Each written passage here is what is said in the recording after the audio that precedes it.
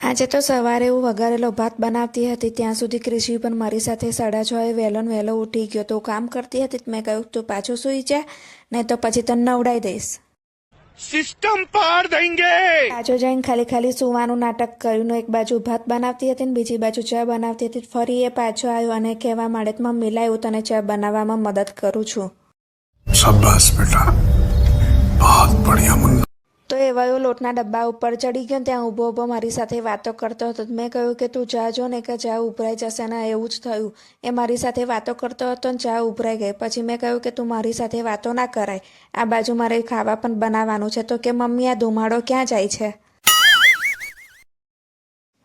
ચા ઉભરાઈ ગઈ એટલે મેં કહ્યું કે આ ચા ઉભરાઈ એનો ધુમાડો છે, એ ક્યાંય જાય નહીં પણ એ બાષ્પીભવન થઈ જાય. તો કે એ શું હોય પાછું? અરે તું જા રહી. વડિયોવાળો ભાત બનાવીને ઠંડો કરીને ટિફિન ભરીને ત્યાં મૂકી દીધું. અને પછી મેં અને ક્રિશી બંને જણ ચા પીવા બેસી ગયા. ત્યાં સુધી પરી પણ ઉઠીને આવી ગઈ. પરી ઉઠીને આવી એટલે એને નાહી ધોઈને તૈયાર કરતી હતી અને કહેવા માંડી કે મમ્મી મારા ડબલ ચોટલા વાળજે.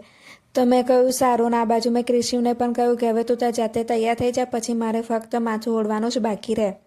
તો કે મમ્મી ના તું મારા માથામાં તેલની માલિશ કરી આપ. તો મેં કહ્યું પહેલાં હું પરીને તૈયાર કરું પછી તારા માથામાં હું માલિશ કરી આપું. આજે શુક્રવાર હતો એટલે એના હાથના અને પગના બંને નખ કાપવાના હતા. તો હું નીલ કટર લઈને બેઠી. તો ક્રિશી કે પહેલાં મારા પગના નખ કાપી આપ અને પછી તું હાથના નખ કાપજે. તો એ લોકોના નખ કાપ્યા અને સ્કૂલે જવાનો સમય થયો. તો ક્રિશી કે આ મળે મમ્મી મને ગોળને ચણા ખાવા છે અને હું ડબ્બામાં પણ લઈ જઈશ.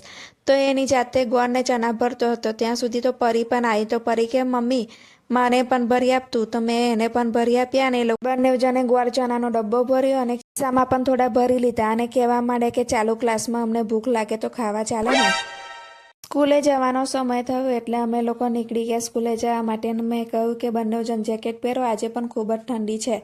તો મેં ટોપીને એવું પહેરાયું. તો ક્રિશી કે ના હું નીચે જઈને પહેરીશ. ને પરીએ ત્યાં તૈયાર થઈને કંઈક લિસ્ટ બનાવતી હતી. મેં કહ્યું આ શેનું લિસ્ટ છે અને શું લાવવાનું છે? તો કે આ મારી બર્થડેનું લિસ્ટ છે. હું અને પરી ક્રિશી ત્રણે જણ વાતો કરતાં આવી ગયા પરીની સ્કૂલમાં. અને પરીને મૂકવા ગઈ અને હું એના ટીચરને મળવા ગઈ કે કેટલા ક્લાસમાં છોકરાઓ છે તે પ્રમાણે હું પેન્સિલો લાવું.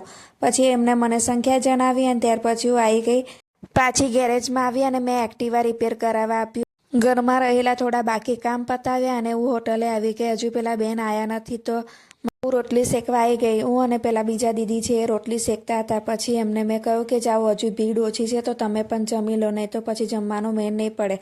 તો કે સારું. તો એ જમવા બેઠા. પછી માં ભાભી મને રોટલી શેકવા બેઠા. મેં ફટાફટ રોટલી બનાવીને આપી. આમને આમ અમે ઢગલો રોટલી બનાવી દીધી પણ ઘરાકી ચાલુ હોવાથી એ રોટલીઓ દેખાતી જ ન હતી. પછી હું ઘરે આવીને મેં ઢોકળાનું ખીરું પલાળ્યું હતું. એ પલાળેલું ખીરું મેં ફટાફટ પીસીને એને આથો લાવવા માટે મૂકી દીધું. હું ક્રિશીવને લેવા સ્કૂલે ગઈ. ક્રિશીવને લઈને ઘરે આવતી હતી ત્યાં સુધી પછી મેં મારું એક્ટિવા લીધું. એક્ટિવા લઈને ફરી અમે લોકો પરીને લેવા ગયા. તો પરીની સ્કૂલ છૂટવાનો સમય બાકી હતો. તો ક્રિશીવ કે મમ્મી લપસા નહીં ખાઉં? તો મેં કહ્યું જા ખા. અને ત્યાં બાગમાં રમતો હતો. ત્યાં ભીની માટીમાં એને એના ચંપલ મૂકી દીધા. તો એ ચંપલ ગંદા થયા એટલે એને ચંપલ સાઈડમાં કાઢ્યા. અને પછી મેં કહ્યું કે તું મોજા પહેરેલા રાખે છો, એ ગંદા થતા એ ઘરે જઈને ધોઈ નાખીશ. અને એ વયો ત્યાં રમતો હતો. ત્યાં સુધી પરીને લઈને અમે ઘરે આવી ગયા. ઘરે આવ્યા એટલે પરી માટે મેં ચા નાસ્તો બનાવ્યો.